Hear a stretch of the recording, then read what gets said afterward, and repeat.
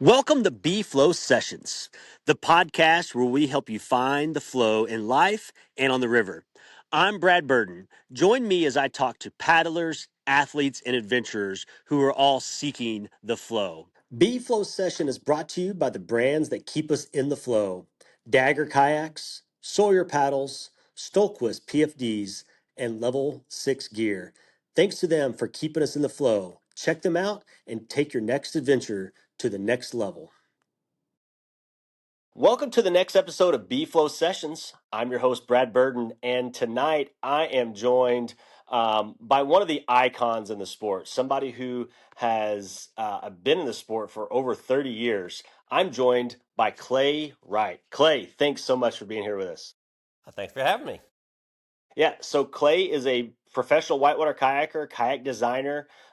He had his own creek boat with Perception, the Java, multiple time member of the U.S. Freestyle National Team. And if I count correctly, not one, not two, not three, not four, but 5-time gold medalist in squirt. Is that correct? Squirt boating, yeah. In squirt boating, yeah. Yeah. I never won a gold in freestyle, but didn't win a medal in freestyle. I was fourth, but no world medals. What a letdown! You're fourth in freestyle. I was third in some pre-worlds. Okay. Yeah, but one of the best all-around kayakers to ever put on a spray skirt. So, Clay, thank you. How did you find your flow in kayaking? Yeah, I was kind of dropped into the sport of whitewater by my family. My mom moved to Nashville, Tennessee. My aunt and uncle were sort of some pioneers in river running in the open canoe field and the TSRA whitewater. They knew people who started Blue Hole Canoe. My stepfather actually did some work for, I think, Blue Hole and for Dagger.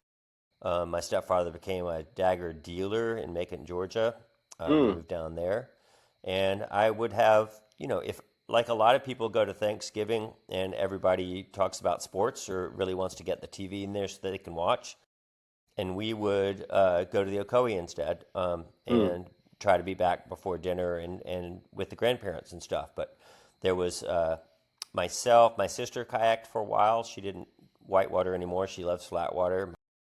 Both of my cousins were both on the Gully and stuff with me. My aunts and uncles and my parents all ran the Grand Canyon and the Gully. We just a paddling family. That's amazing. What about Flow Guide? Who were your first mentors? I started with my stepfather, Dick Cresswell, then Don Ellis. Rick Simmons was a big influence to me when I got to high school age because he was young and kind of a punk cool, and he was really fun to boat with. And then I went to Davidson College, and I got introduced by my advisor was Chris Bell, who was an AW board member. And I think the first time that we met, it was a weekday, and he took me over to dinner with these people who had squirt boats, and he saw that I had a squirt boat, and it was Woody Calloway and Risa Shimoda. And so I actually didn't really know who they were, even though my family had taken American whitewater for years. And so it was definitely interesting to be in conversations and asking about this. And they had crazy small squirt boats, and we paddled on the lake and then had some beers. And then I found out later she was the president of American Whitewater. And he was just so flashy and so good when I finally got to paddle with them they let me go with them on the Gully a couple times. Then I got my first Russell Fork trip with them. And I'm, young and energetic and really want to step up. But the scene at the put into the Russell Fork just absolutely blew my mind. It was absolutely terrifying. So I'm really scared about this run. I'm coming from a club boat upbringing with a lot of open boats. And I see Risa is pulling down a squirt boat. And I was like, well, I thought this was like really dangerous class 5. And she's like, but this is the boat that I'm the best in. And then she's like trying to figure out where she's going to put a throw rope. And she decides that it won't fit. And then I look up, and Woody and all the other people that I'm in a group with are all pulling off squirt boats. They have creek boats. They're pulling out squirt boats. Wow.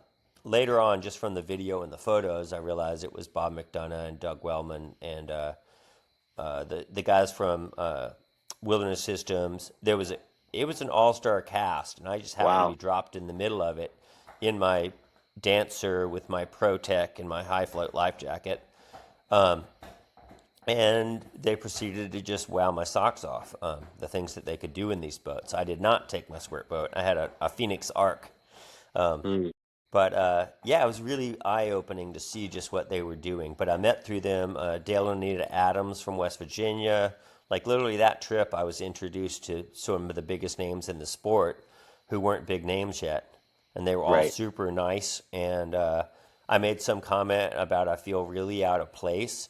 And somebody said, well, if we fuck up, just be there for us. And I was like, okay, I'll do that. And I ended up getting to rope somebody out of a hole, which I felt really good about. I held on to people's boats while they got in and out. I just really saw this as my kind of opportunity to try to figure out some benefit I could be so that they'd let me go with them again. Um, Right. and it worked out okay. I got to go with Woody and Risa on a lot of exciting runs all through college. The final one right before my senior year of exams being one of those early runs on the green. And a Was lot of that those late same 80s? people were there. That was 90 or 89 or 91. Um, they told me if you can find a real creek boat, you can come. And of course, I showed up in a dancer anyway. Um, and everybody was super cool. Everybody was really nice. It was really neat seeing. We were all focused on just getting down the river, but it was a huge group. They were shooting that movie, Gorilla. Um, but yeah, it was really neat because then the 90s exploded and all the people that I had just paddled with for the last couple of years ended up being superheroes. Risa got a job marketing at Perception. Woody was the first on the road ambassador. Mm-hmm. They were organizing the Ocoee Rodeo, so I decided I Yeah. would go to some of those. And I didn't quite make the 93 freestyle team, but I really wish I'd known what a big deal was going to be because I think I showed up the day beforehand in a free fall and barely missed the team.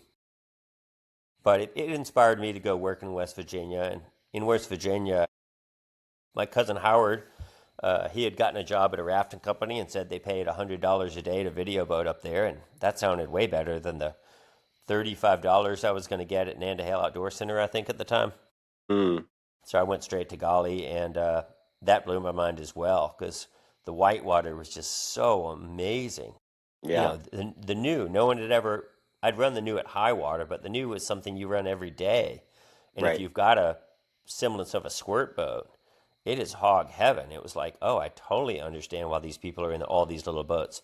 And then you go to the upper Yak, and everyone's running those things down the river, and they're so good. So I'd gotten in a habit of, with Woody and Reese and with a lot of people, from doing a lot of sports through high school, you know that you Mm-hmm. learn by watching. Sure. And so I really was going to school on people. This was before video much, but I was really going to school on whoever I wanted to learn from. And I would try to pull in right behind them and take a stroke exactly where they did Mm. and try to imitate my boat going through the water just like theirs did. Yeah. The upper Yak was probably the best place in the world for that because I could be with my crew of really fun people, Mike Herrera and Steve Kaufman, and I had a really nice crew of locals who welcomed me in and that I boated with that were more of my age. But if I saw John Regan or Roger Zabel or Jesse Winnemore go by, no friends on a powder day. I would literally stalk these guys basically Yeah. and just try to pull in and follow them as long as I could hang on. And then I would wait and meet up with my group again or whatever. But it was just like a big goal I had. And I think John Regan was one of the first people to turn around, actively notice, and say, I think the first thing he said was something like, don't follow me here. Um, Mm. and then afterwards, it was, do follow me here. And a lot of people seemed to like it. And so then it seemed like we had a really good crew of people on the upper yacht trying to really, they were all just so much better than we were, but we were like hot to be better.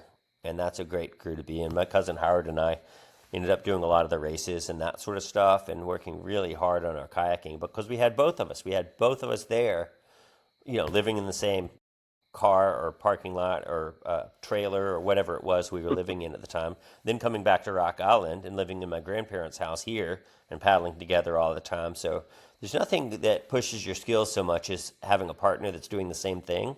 Mm-hmm. And I'd gotten all these contacts at Davison, and he had his own contacts, and he went to Chile before I did and stuff like that. And it was really neat having all this, family support who understands what we're doing and why we're doing it. And they're excited when you go paddle with them and they see all the new things you've learned and what you can do with the sport. So I Yeah. just think I had a big sort of I wouldn't even call it an advantage. I would just call it like a roadmap. Here you Eh, go. If you like this, you've got the whole world in front of you. right. At what age or what kind of time period maybe did you realize like, hey, this is something not just getting paid to video boat or to teach a kayak class, but I can make this a career just kayaking and being on the road. And not that there's a whole lot of money in competition, but that's kind of how you got your notoriety and we, marketed the brands and things by going to those competitions and just being on the road and being what people call a professional kayaker and making, a living at just kayaking. When did you kind of realize that that was a thing? Maybe tomorrow. Well, you did Um, pretty well. yeah, I tell people sometimes that if you really want to make a living in kayaking, then you might be choosing the wrong career path. Um, if you absolutely can't think of anything else you want to do with your life and you're worth putting up with any sorts of unknown hardships and risks and really not having a great, not necessarily the greatest backup plan and that sort of stuff, but if you Hmm. can't do anything else because that's all you want to do, then you're probably going to get pretty good at it. Yeah. I think it's hard to tell people that because there are people now who actually make a living out of it with a little bit more of a plan and a little bit Hmm. more of a, oh, if I do this, then I can do this and I can make money. But I don't know that I ever had the plan. I was always planning to go back to law school.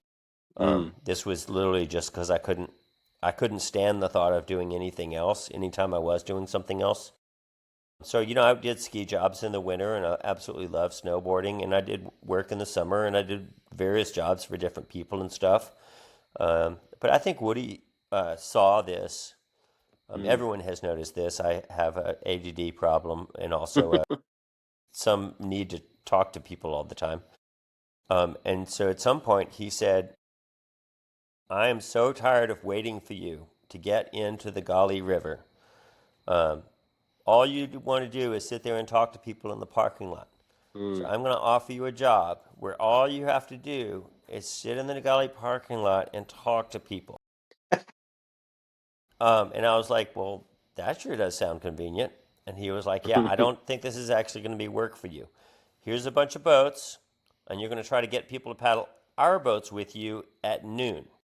And the deal is you have to stay in the parking lot until noon talking to people. And it was like a joke, basically.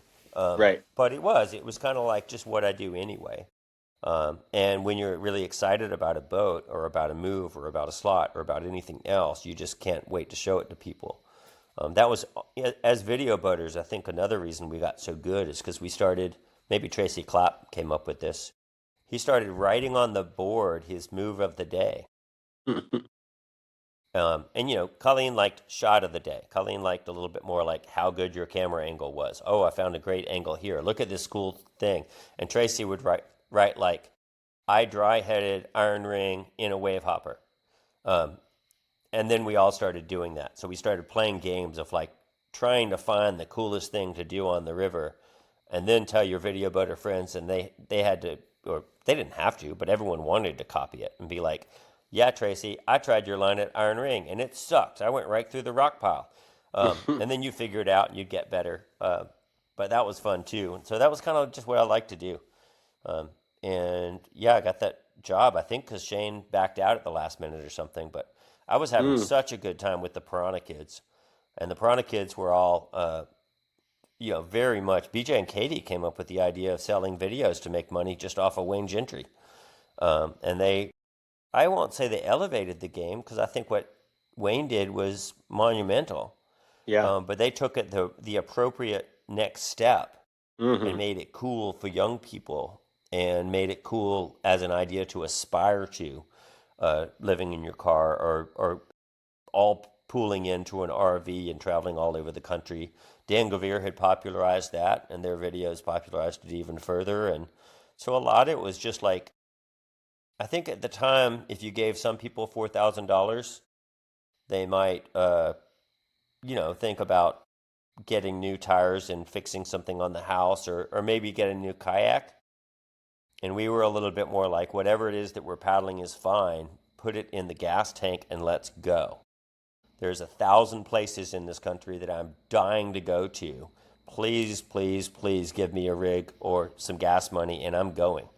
Yeah. That Chris was kind of Bilius was my first mentor, and he told me yeah. the only thing you need to worry about is putting gas in the tank and food in the belly. The rest of it will take care of itself.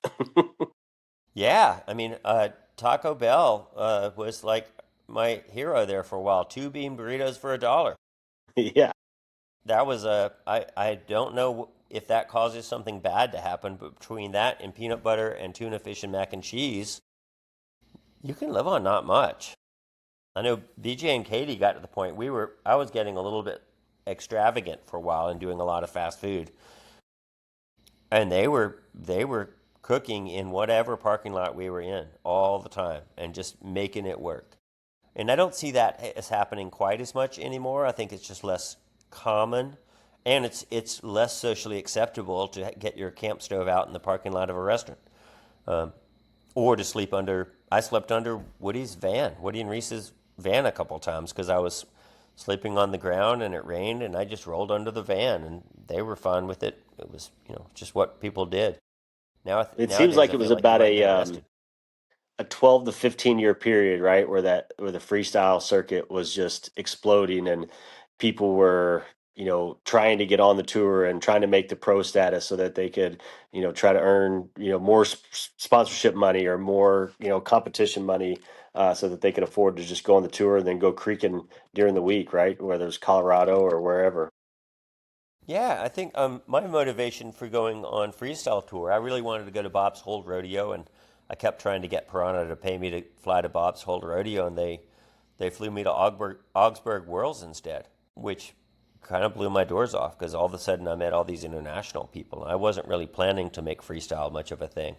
Mm, But after Augsburg Worlds, when I did well and I met lots of fun people and they invited me to go paddle with them all over the world, then it was a lifestyle that I didn't even know about, mm, that people had. I mean, I know Chris Bilius did that. I ran into Julie and Ken in Costa Rica. There were definitely famous people in the sport who did instructional things around the world, but I didn't really know anybody who didn't do instructional things and travel right. around the world. So Arndt Shufflin kind of like opened the door to that, and with Dan Gavir. Brennan Hmm. Guth jumped right in there. And the competitions were sort of our way to get around because there was so much Mm, sponsorship money going in to yeah, market those events. At first, it exactly. was like spray skirts, helmets, and paddles. I mean, I had tons of gear that I won at a rodeo, and that was the coolest thing ever. Golly Race had amazing prizes. Thank you, Donnie Husbeth. I got all sorts of great prizes at Golly Race. I remember at a Gore race one time looking at the sign-up sheet. They had all these classes all of a sudden, Right. and I figured out the game, and other people had figured out the game. But at a certain point, they were calling out on the mic, "It's 10 minutes to closing for sign up." And I look, and all in the crowd, right there in the area, is Dan Gavir and Teo and someone else, another top name. And I was like, "You haven't signed up yet, have you?" And they're like, "Well, I'm waiting to see where you sign up, and I'm waiting to see where all the other good people sign up." And I was like, "Oh, well, let's figure this out. I've got 4 different classes of boats on the roof. What do you have?" And then we all picked a class and we all won. Um, that was kind of a fun thing. But I would say that it really was, the top names in the sport were all on the road for other companies. Hmm. But a lot of our goal was to keep it going. You know, Yeah. a lot of our goal was to help everyone in your group get to the next stop so that we could paddle the 4 days between events before we went to the next rodeo. Like, I was with Piranha, and I would roll into an event, and I'd be like, "Shane, what do I need to know?" And Shane would tell me what I needed to know. there were very few people who wouldn't. The wave sport team was always really good about that. EJ would be like, Yeah. well, the left eddy sucks, and people keep going to the left eddy. So for starters, go to the right eddy every time and do all your moves to the right. And be like, okay, cool. So we would get these really nice shortcuts just because people wanted to boat with us on the things that we had just run, and they wanted us to show them. BJ and those guys really wanted to explore the creeking realm a lot more, and so the playboaters were all game to go. And then as soon as the rodeo ended, we'd all be on Vicedo together. Right. It was really fun. Yeah, I found that whenever I started competing in touring is guys like you and EJ, I was paddling with Dagger and traveling with those guys, but we would all show up and you and EJ and people like that. Jimmy Blakeney was another kind of in Shane, all paddling different boats and was just so helpful to teach a move or show, what part of the wave that you need to be on and things like that. I don't think you find that in other sports.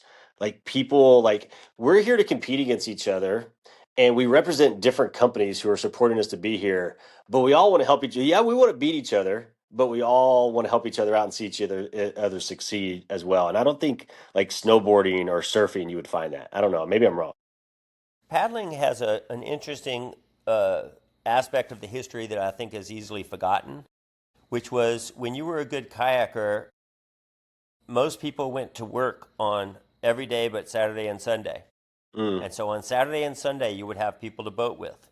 But if you didn't go to work on Saturday and Sunday, if you actually had a job on Saturday and Sunday, video boating or teaching kayaking or any of that stuff, your work week, the hardest part about paddling was finding someone to go.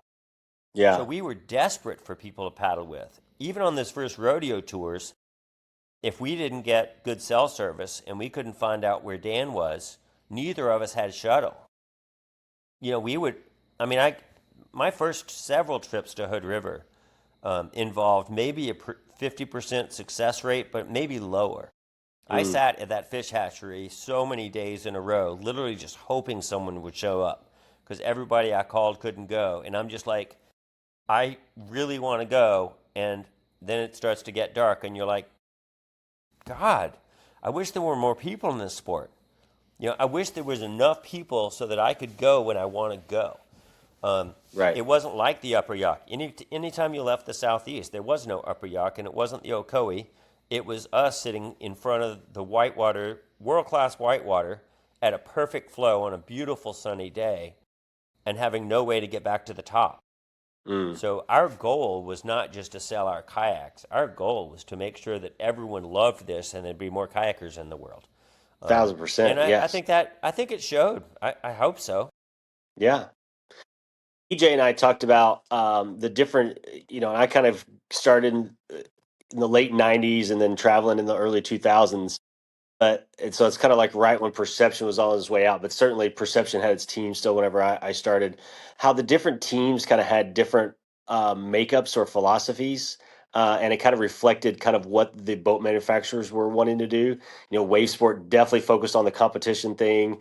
I feel like the early Piranha guys like BJ and those, definitely were focusing on the videos and the creaking, and Dagger had more of maybe an instructional focus, with like its paddle with the pros things and stuff. Not to say that they all didn't cross over, but it was just kind of interesting to hear his take on that. Yeah, but where does Dan Gavir fall?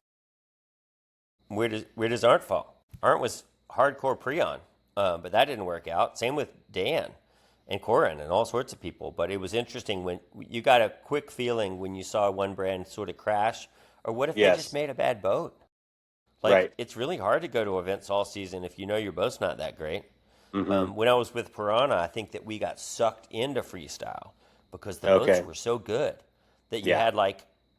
you had a great endorphin rush every time you went to a competition, and you're like, wow, I'm really good at this. And then you think, but if I was in last year's boat, I would be doing exactly what they're doing. We just Mm. have a better boat this year. But that made you want to work harder. And Wavesport had the same sort of thing. They worked way harder than we did when they were in the Kinetic and the Stubby, maybe even. Hmm. And my mom kept reminding me that hard work is going to pay off. It may have a delay, but it's going to pay off. And then as soon as they got an X, it was over because they'd It's been over. practicing harder than we had. and suddenly they had a better boat instead of Yeah. even just a comparable boat. And so I Right. think that was kind of a good thing for the sport in a way, is that the people who worked hardest on their craft were suddenly on the podium, because we'd seen the Jimmies and the Eric Southwicks and all those guys be so focused. And God, Tawny Mm. Schumann, oh my God, she Yeah. was literally the best gift to anyone at a rodeo. You could show up right before the round started and say, Tanya, what do I need to do? And Mm. she had that whole pieced together so perfectly, and she would know what other people were doing. She would know what it was going to take to make the Mm. finals, and she would Wow. tell you. But then she'd go back to playing, oh, I'm Tanya, look how cute I am, or whatever. I don't know if her other sponsors, I don't know if EJ realizes how good she was at that stuff. But she could just nail it because she was out there training with Wick and the Wave Sport team Right. so hard. It was really cool to see when her window came and suddenly she was on top as well. But even before Right. she was going to be on a podium, she had that stuff figured out. Yeah. So the next segment is perfect flow. Tell me about some times when everything was just perfect on the river for you. I'm sure there's been lots of days like this. But Um, our first day or our first days at OB Joyful were super amazing. We mm, went up to we heard about a waterfall. I'd lived in Crested Butte. I'd done some skiing there. Always said it would be so cool if this had some paddling. People were desperate to get us to come and do the slate, but that was when we were filming with BJ, and so they were like, "Well, there's no waterfall, so we're not going to get much video on the slate." And then there's this one waterfall that people just ran in a raft and somebody kayaked it. It's like 30 feet high. You got to come check it out. So we were all mm, stoked to go hang out in Crested Butte. And anyone who has been to OB Joyful knows that as you're hiking up to that falls, you can't miss all those rapids below it. those beautiful You're just like, slides. oh my God, Yeah. uh, I think all of this is runnable. And Yeah. then when you go upstream, they're like, well, there's another falls up there, but I don't know if anyone's going to run it. And our group didn't run Ankle Breaker, but Dan Gavir in playboats ran it right behind us, I think, because they just thought about it harder and got the log out of the landing. But that was just such a weird moment when you're like so focused on chasing these things way off the beaten path in foreign places or in other places, and you're really wanting to lay down a good memorable line that you've never seen before. And that thing just was handed to us on a silver platter. Like, please come Wow. check out something in Crested Butte because we want to see you guys. And it's like, oh my God, this is like one of the best creeks in the world. Um, Yeah. I And would then I would Daisy compare it right a there little too. bit to and Daisy. Tracy Clapp figured all that out, the Daisy, and then BJ and those guys did North Slate. But that was just one of those situations where you're like, I can't believe I'm in this much of the right place with the right team. Right. That was That's great. really cool. And I've had lots of days on the Golly like that when you're just, you think about a couple moves and you finally hit this move better than you've ever hit it, and you turn around and everyone behind you just hit it as well. That's one of my favorite things to do, I think, is to stream down a river with everybody kind of playing each other to throw the hottest thing they can think of off every rapid. And you kind of like think you know the river, or you have some idea of what you want to showcase or what you want to do, what you want to show your friends to be cool or whatever. But then they've all got their things too. And so you end up with just this, collaboration of doing things all down a popular run that you've never seen before, and just kind of really opening up the potential of that river. I think we worked on that so hard on the Upper Yacht, but that river had just been, there was so many great minds focused on it that all we really had to offer was the better boats and the plastic to Right. figure out new lines and harder tricks and that sort of stuff. Whereas when you get something, when you go to Chile or when you go to Europe, when you get somewhere else and you've got your crew and you just kind of like, Dan and Arndt and I all of a sudden paddling in Europe together, and it's like, oh my God, I know what's about to happen here because I know what I'm thinking and I don't know what they're thinking, but this is going to be good. Yeah. So you could really just kind of like express yourself. It's really funny. I think it's pretentious. I know it's pretentious, but freestyle is an expression of what you can do. The Right. competitions are an expression in under a minute, and some people really like to rush. Mm-hmm. But to me, still freestyle is a little bit more like looking at a piece of water as like a painting that needs work, and you're Mm, going to figure out what it is you're going to do with that painting to make it even better. right. And lines are gone as soon as you hit them. It's not like, but from snowboarding, you want to lay down that perfect track down the slope.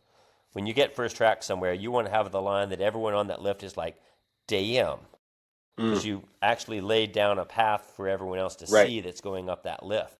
So I Yeah. wonder if that kind of conveyed to what I really like about kayaking. And even though it's gone and everyone behind you gets the exact same experience, it is a little bit like that, where you're trying to, flow with the current and the rocks and your boat in a way that will inspire other people to do that as well. It's like I've been working at this for a long time. If I can't do something slightly better, I'm a failure. What's it going to be? What am I going to do? I got to have something to show for all this effort. And then you try to figure it out, and that's one aspect, and then you try to do it well. That's awesome that you mentioned just like a day, like any random day on the golly, going down with your buds and everybody pushing each other. I try to share a personal story with all of the guests on B-Flow sessions, and you probably don't remember this day at all, but there was just those days that you're talking about where it's the middle of the week, not too many people are there. It's golly season, but it's like a Thursday or a Monday or something, and me, you, and Dan put on the upper golly, and it literally felt like it was just the three of us, and I was playing down the upper golly, wave wheeling, and things like that. But following you down the upper golly, you're going to find a million different paths that you never even imagined. And even though I was at a point where I was paddling full time and that's all I was doing, like I wasn't Clay Wright or Dan Gavir. And that day, like to just be on the river with you two and just playing our way down, that was a pretty special, magical day. That was probably like Thank 2000 or you. 2001. That's because that's what it's about. There's two sides. I do like the showing off, and I like surprising people. Some other notable days would be one thing. I'm really excited for my friends sometimes. I had a funny sexist moment on the green one day. Somebody asked if they could paddle the green with us, and I'm not sure where BJ was, but somehow or other, it was a group of mostly girls and me and this guy. And so we're bopping down the green. I'm telling about everything, and I was like, "Hey, this one I can't lead you down. You really need to scout this thing." Um, and he's like, "Well, what are they doing?" And he points at the girls. And I was like, "You don't need to worry about what they're doing. You need to get out and scout." And he's like, "Well, if they're going to just go on through it, I'm sure I'll be okay." And I was like, "No, dude, this is gorilla. This is pretty serious." And he said, "How come they're not getting out?" And I was just like, "Oh my God, you just, Yeah, oh." I because was they're so better than you. embarrassed, but right on cue, I don't know if it was Jamie or it might have been Katie Nieder, I think. It was Katie Johnson. Literally gave me this look like, fuck that guy. And she looks over at Jamie and Buffy and maybe it was Deb Rule, whoever the Mm, other girls were, and they just blue angeled into Gorilla. mm, And I that's was like, awesome. You better watch. And he didn't even get down there in time to watch. Mm. So then I dutifully like waited and waited for him to be watching and ran it and he portaged. But he was like, "Who are they?" And I was just like, "That's what I want in my crew. That's Right. exactly what I want in my crew. I want to see some guy think he's in their league somehow or other without being able to visually watch them kayak the river, have zero idea of how much better they are than him, and then have him just wordlessly show him." I thought that was super fun. So I always wanted everyone in my crew to be strong and good and safe. You know, have and they were. The girls were down there with the rope in case he wanted to run it, and I think one of them did yell back out. She's like, "We're ready whenever you are." That That's stuff awesome. is fun. There is a little bit of an ego and a pride that drives you to be better, Well, sure. but at the same time, you really want everyone in your crew to be safe and happy and never go over their head. It sucks when you have to tell somebody you don't think that they should do something. Hmm. Um, so there's the school of hard knocks. But yeah, there's nothing more fun than showing people what they can do. Not just what you can do. That's fun too. But it's fun showing them what they can do. Yeah. What about I was like, flood? you guys don't need a rope from me. Go. Right. What about flood? What are some times when things didn't go right on the river or a bad experience? A lot of those. Uh, a big wake up for me was that San Joaquin trip.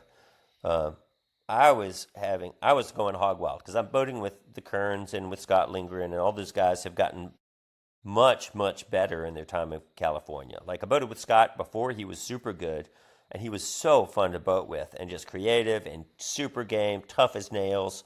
Um, and then, they just kept doing it, and I would go on rodeo tour, and I would get to California every once in a while.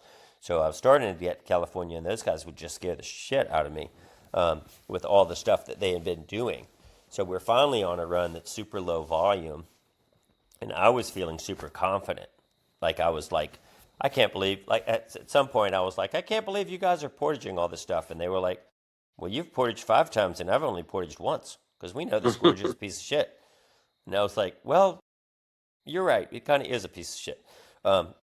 But, I was just feeling super strong and super good. And we got to a rapid, and somebody in the group said they were tired, which should have been a big red flag for me, but for some reason it wasn't.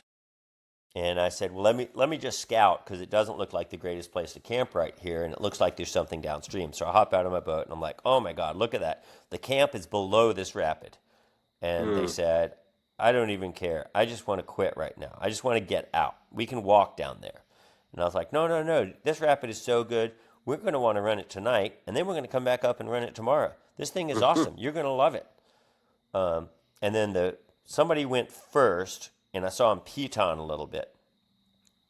And I thought, oh, that's weird. There's a rock in that hole somehow. So I slid in and cut off, maybe Willie. I don't know, somebody. Everyone in the group was super good. And I paddled right into a sib. And it was such a shock to me when the boat stopped and started, obviously things are going really bad and really south. And I thought about, at some point that same day, Willie had said, can you please just take this more seriously? And I didn't get it. I think I did a grab off of some waterfall. He was like, can you please take this more seriously? I'm just really not in a good place to watch this right now. Wow. And I was kind of like, okay, I've got to tone it back for Willie Kern. What a weird situation this is. And then I paddled into a sieve. So Right. he did identify reckless behavior, and it was coming from me. And I hadn't been that guy very often, so it came as a huge shock. But, even immediately afterwards, I was just like adamant to stop everybody. I was just like, I just blew the scout. Please, please, please don't anyone go in there. Oh my God, that is so bad. Please don't make this my fault. And you really get that sense of responsibility when you know you blew it and you're, swimming down the next cascade and getting into an eddy and no one's around except the person in front of you, and you're just screaming at them, please get them to stop, please get them to stop. Just fully blew it. Wow. So that was one of the worst ones for me, even though it wasn't bad for anyone. Everyone was fine. I lost a kayak. No big deal.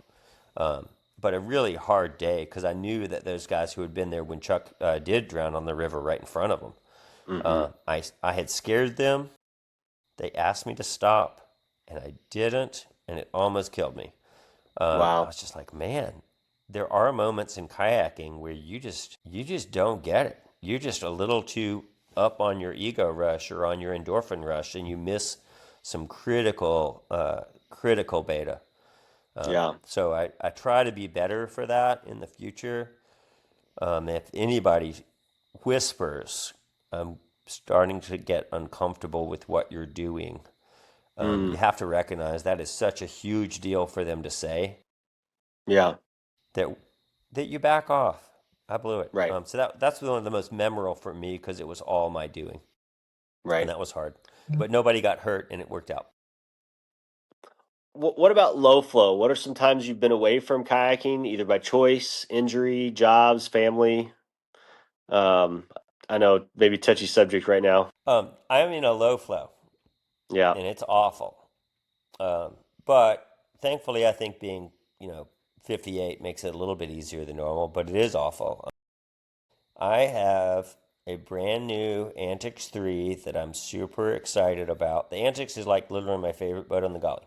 I've worked probably as hard as I've ever worked for any sort of freestyle stuff. Maybe as hard as I worked for a mystery move in squirt boating. The the tricks that we've been working on with Steve and Wright in particular on the Golly are, nobody else cares. It's just a silly, slightly different way to splat or whatever. But it's Right. been so hard and so challenging and so much effort that I Mm. believe that I wore my shoulders out Mm. doing, I don't know if you do the Golly like we do, but there's 1,000 different moves that you have to hit for it to be a good day. Mm. And when we started, that was all downriver moves.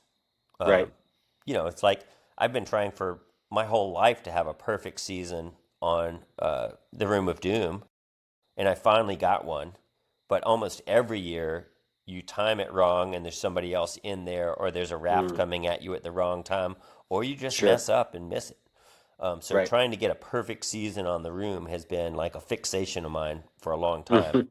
And I don't do all the weeks, but I usually do 4 weekends. And then playboating comes along, and all of a sudden you're adding all these playboating moves you have to do, and all the slot moves are way harder.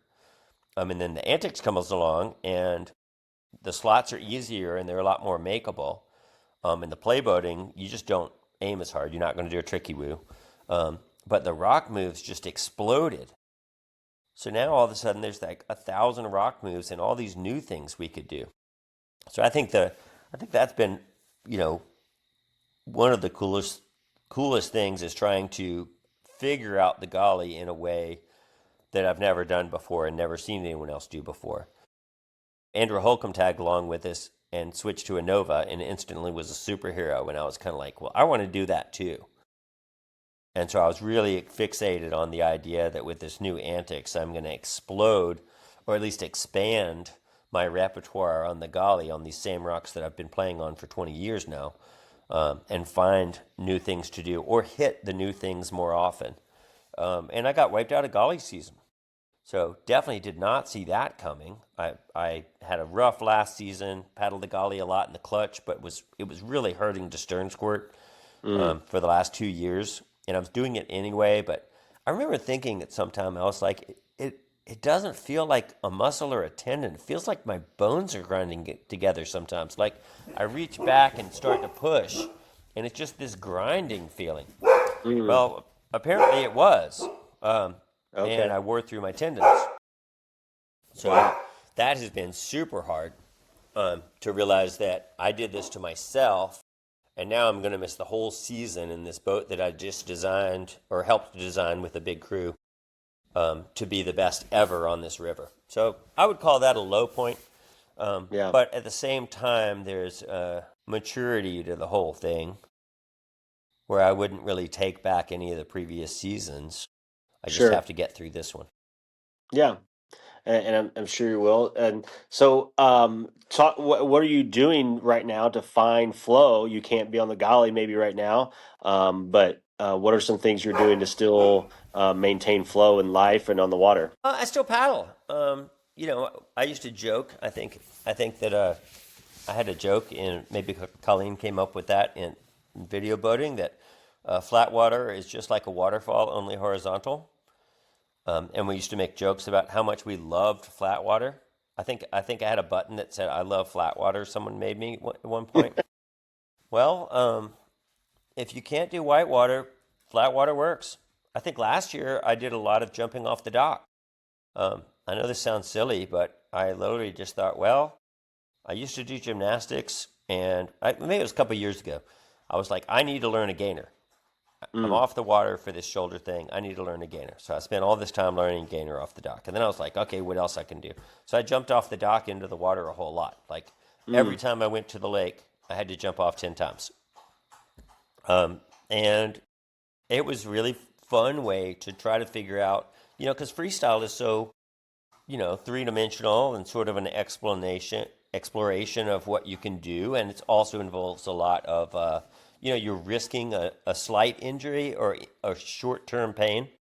Like when you really miss a trick in freestyle, you may get dragged over the rock, so you might, hit the upstream rock or something like that. But in Sure. general, it kind of hurts, but it doesn't hurt you.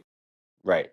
And so jumping off the dock was exactly like that. It's Mm. about a high dive height, I guess. So it was kind of like, wow, really blew that one. My face feels like somebody just whopped me with a wet pillow or something. But you kind of know in your head it's going to go away. So that was a nice way to play that same game. Well, cool. Like, oh, well, now I'm going to learn death diving, and now I'm going to learn backflips into death diving and that sort of stuff. And on flat water, I just have to I don't get to do any of that 3D stuff. And I couldn't Right. jump on the trampoline. I hurt my shoulder slacklining one time just because it was like a fast twitch muscle fired for balance, and it killed. And I was like, wow, Yeah. I can't do mountain biking. I can't do any of the things that I really like. But I guess a little deeper than I expected is my connection to the water. Yeah. So swimming and paddling flat water, like paddling flat water during the day, I've got to go somewhere. But paddling flat water at night is pretty darn fun. Mm. I don't know why that's more fun, but you put on the headphones and you get the pretty lights or the billy strings or whatever going, and you can just barely see where you're going, and you're just cruising down the lake. I like to go kind of in the shadows where I might hit a log, I might not, I Mm. might get a tree branch in the face, I might not. Mm. And then you go out into the middle where the moon is, and you try to find, maybe you'll try to find the perfect photo with the first thing. Then you paddle backwards for a little while, but it's really neat when you just kind of stop paddling and let the boats kind of just slowly come to a stop. And then you're sitting there just kind of surrounded by it. And I don't know what it Mm. is, but you're in the middle of it, and there's nobody there, and there's a couple of lights from the dam or whatever, and a sunset going on, and you're just like, who would have thought that you can get just a tiny bit of this feeling, like when you're on the Foodle and you see the Tres Moñejas, or you see the Zeta or Throne Room or any of these places you really wanted to go, and it gives you that sense of awe and connection to nature, and feel like you're exploring. And I Yeah. can't really get that. I mean, I guess I could explore. I'm sure I could go to all sorts of places right now. I'm just not used to not traveling. I'm used to traveling for kayaking. So I haven't Right. really been traveling for not kayaking. I need to get used to that.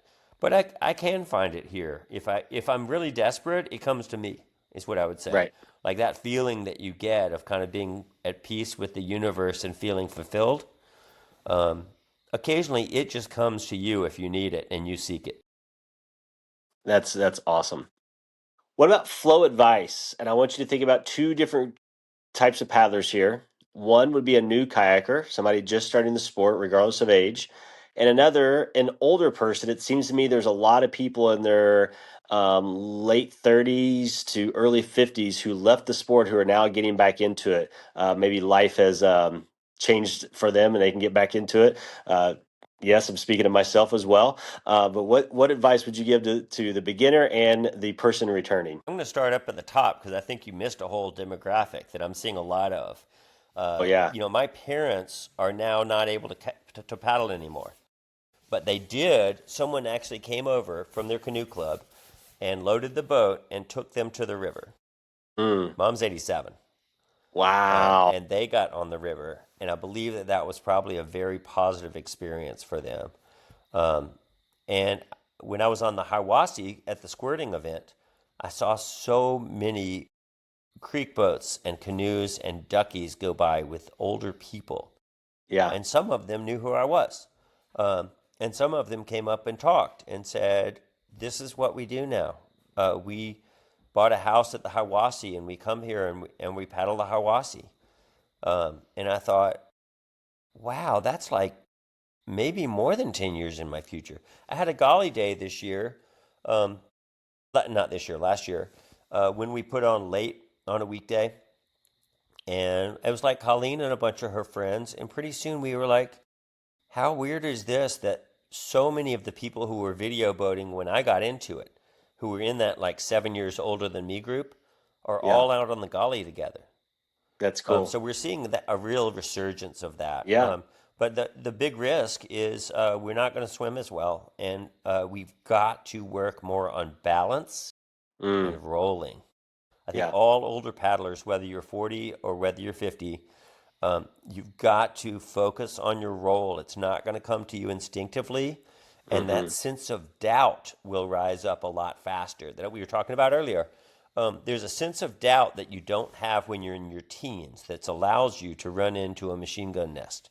There's a Right. reason they don't field Army people in their 40s. It's Right. because you're more likely to be like, there's guns over there. They might shoot me. I'm not doing that.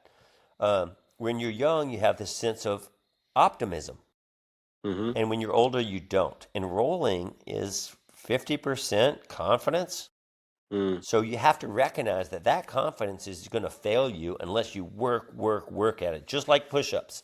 If you don't do push-ups, it doesn't matter how many push-ups you used to could do. Right. If you think you're going to drop and do 20, you're going to hurt yourself. Sure. So you have to remember, oh, I don't do push-ups that often anymore. So I think I better start working on this and build up to where I can do 20 before I go into a situation where I might need it. And that's the roll. Right. So I encourage everyone who's an older paddler, whether it's flat water in the summer, whether it's pool sessions in the winter, you can act like you're teaching other people. You can leave the skirt off if you want, if you're having trouble. You can use hand paddles. You can use pool toys. But get upside down and back upright as many times as you possibly can, every chance that you have that you're not on whitewater, so that when you do need it, you're just so confident it will happen. It will flow. Yeah. It's a natural part of your paddling, and that doubt won't creep in. As long as you can keep that, your water reading, I think, stays really good. I do too. I think my ability to run a rapid is very, very strong right now. The racing has told me that. It's very surprising to me. I got some of my fastest times on the green race when I was an older paddler who didn't practice as much, because my water reading was super, super good, and it was all about putting together the right line. I learned a few things extra, a couple of different lines, but mainly I think the boats got a little bit faster, and so I did too, because my skills didn't fall off that much.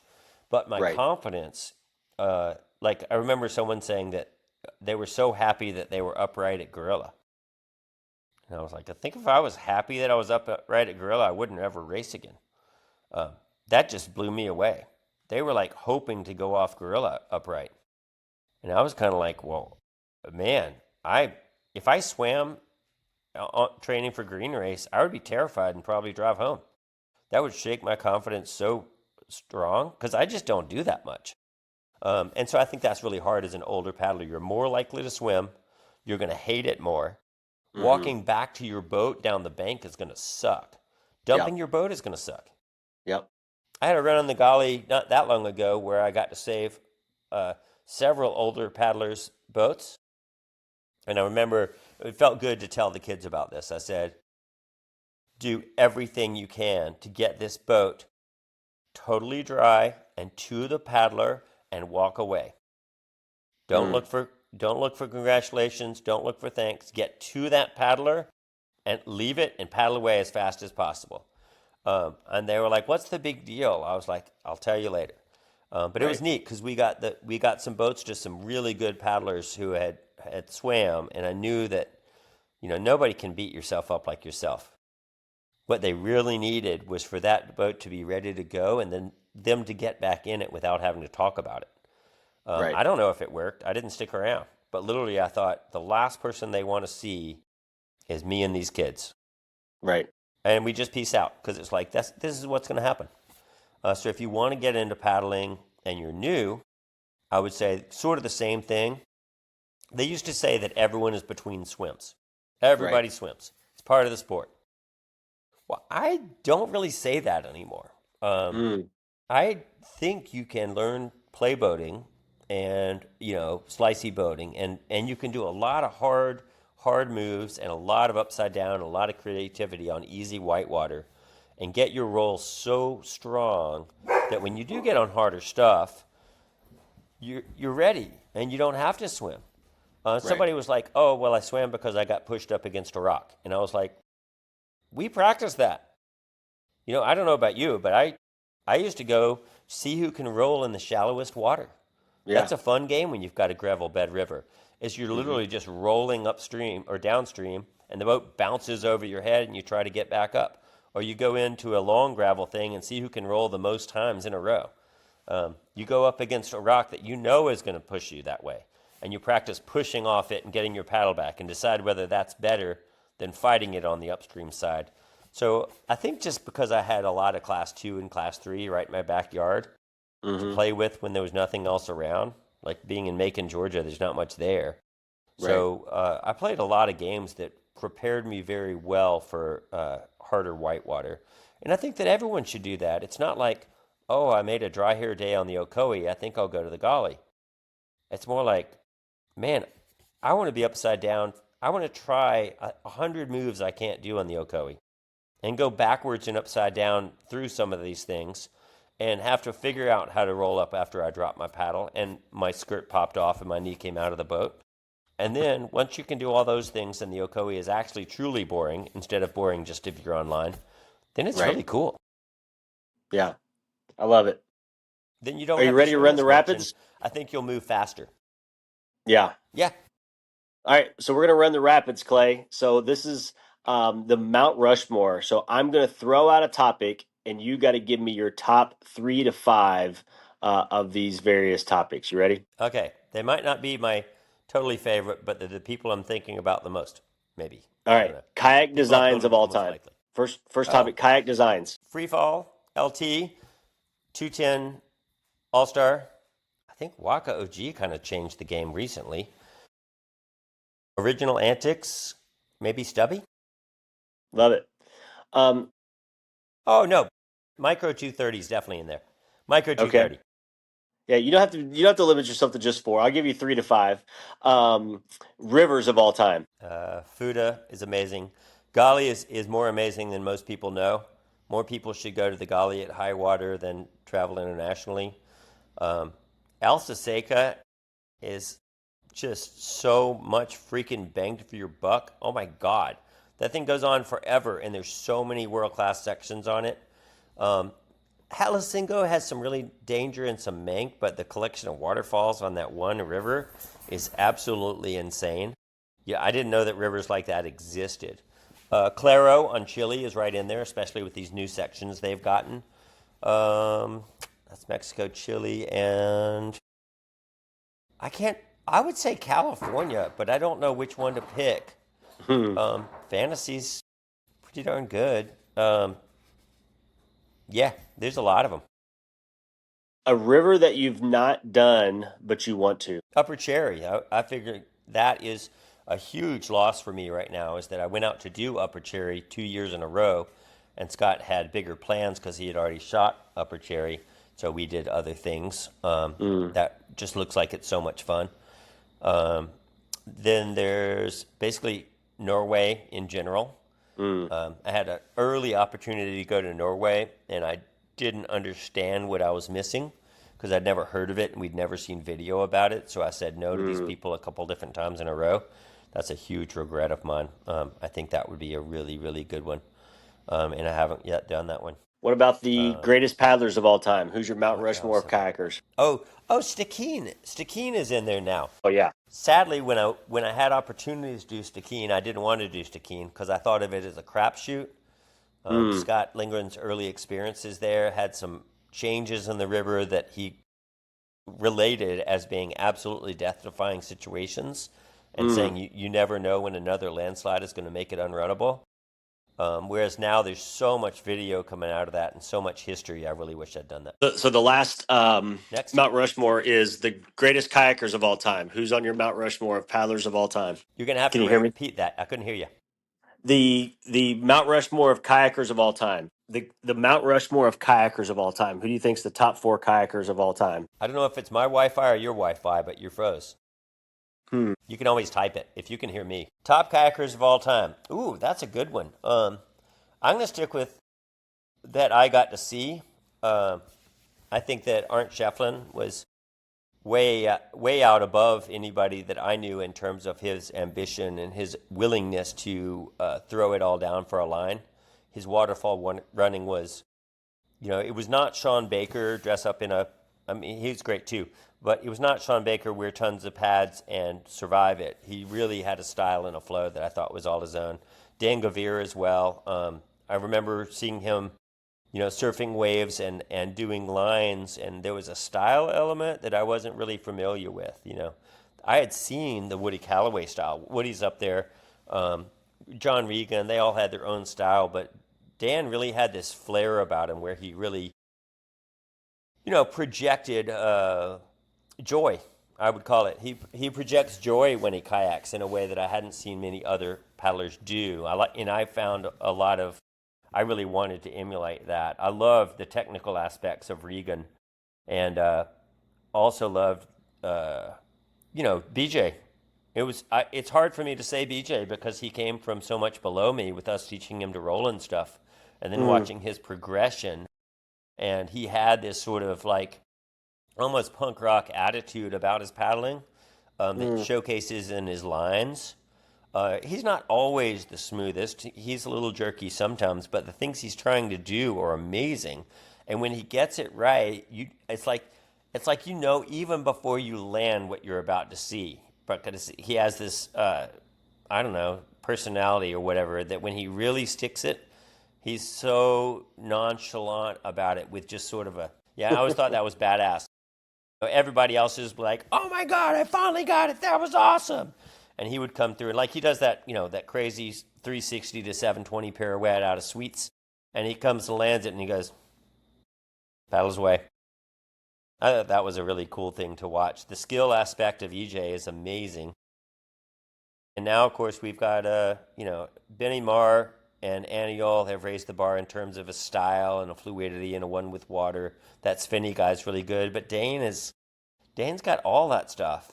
It's really neat. Oh, Evan Garcia, of course, just blew the bar open in terms of style on hard whitewater. And I really like the way Dane paddles.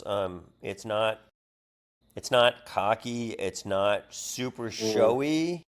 It's just smooth and confident, and he kind of gets it done with he really works with the water, maybe as good as someone like Pat Keller. Pat Keller was my superhero in water running. Right after Andrew Holcomb was my superhero. I had a lot of those kids. It's always weird when you boat with people when they're young, and then they get so much better than you, and you see a connection to the water that you just don't quite have. So Pat Keller by far, throw that away. I just haven't talked to him in a long time. And Andrew Holcomb. And then it's neat to see Dane kind of rise into that shoes as well. It's weird that he wins so much stuff, I think that's kind of a cool thing. Everyone knows, oh, Dane wins everything.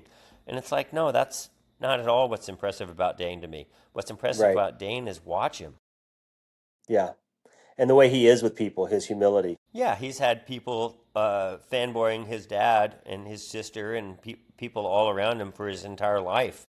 And like I always say, if you're more worried about what other people think about your boating, you're never going to be as good as you can be, because it's the people like Andrew Holcomb and Benny Marr and Annie Yole. I've boated with all those guys. I've seen Benny out there just giving it hell at dark on Garburator.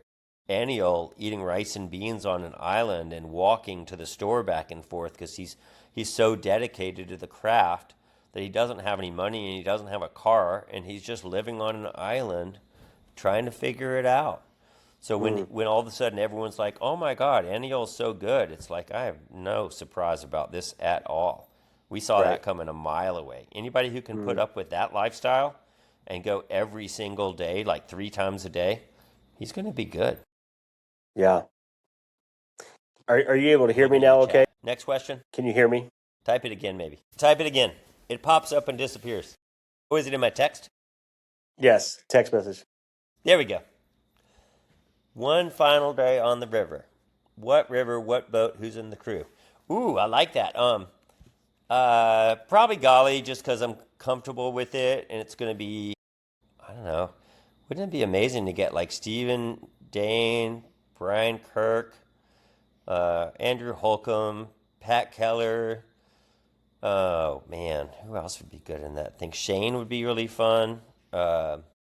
And then have like just the fun people like Colleen. It'd be fun to have John Regan paddle by, or just that whole local kind of West Virginia scene crew, Julie and Carrie and my friends. Because it's, on one hand, I do get really fixated on the lines and the big flash of going through pillow and having everybody ace the room and all the moves and then freewheel the rock. And I do get off on the flash, but I think there's a core element that you that you need for the perfect day, which is the people who live there and love it and work there all the time and they've dedicated their life to that. But they're for different reasons.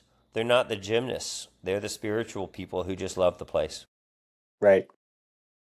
That's awesome. Well, Clay, thank you so much for coming on B-Flow Sessions. It's just been an honor to talk to you, and you've done so much for the sport. And I hope best of luck with getting that shoulder rehabbed and back on the water soon. I am really excited about getting it back on the water sometime. I'm working really hard on it. I know it doesn't seem like it, but I've been told that I keep re-injuring because I come back too fast or I go a little bit too hard. So now I'm actually having to recognize that this is serious and I could lose my entire ability to kayak if I come back too early. So I am following the doctor's instructions to the letter, and I'm not doing whitewater, and I just missed Golly Fest and Golly season, and I am just so hopeful that it works. And if it doesn't work, I'll have to be okay with that too, because getting cold is hard, and I've done a lot of kayaking, and I hurt my arms from doing so much kayaking, and apparently not doing it as well as I should have. I think I've never had a very good air screw, and I do them a lot. But I like it. You know, it's a wear out thing, and who would have guessed I'd get to 58 without having a catastrophic injury? I mean, all those waterfalls, I never broke my back. I never, so far, knock on wood, no one has died on the river with me there beside them. I've never told somebody bad advice and had them have a major accident, even though I thought I was pretty close when I had the accident. So in the grand scheme of things, I've been pretty darn lucky so far. So I just hope I get to keep doing it. But if I don't, I'm super thankful for the sport, and I think I'll keep going to rivers and places where people love them just because I like it. Yes, me too. I'm so excited to be back in the sport, and was so thankful for folks like you and EJ who were so and Shane and so welcoming. With taking a 20-year hiatus and welcoming me back, and thanks for coming on the podcast. Thanks for having me. That was great. Thanks for listening to this episode of B-Flow Sessions. Please take a moment and rate the show, give it a follow, and leave a comment. Also, if you could share it with your fans, your friends, your family, and everybody else you know in the paddling world, that would help the show grow and help more paddlers find and be in the flow.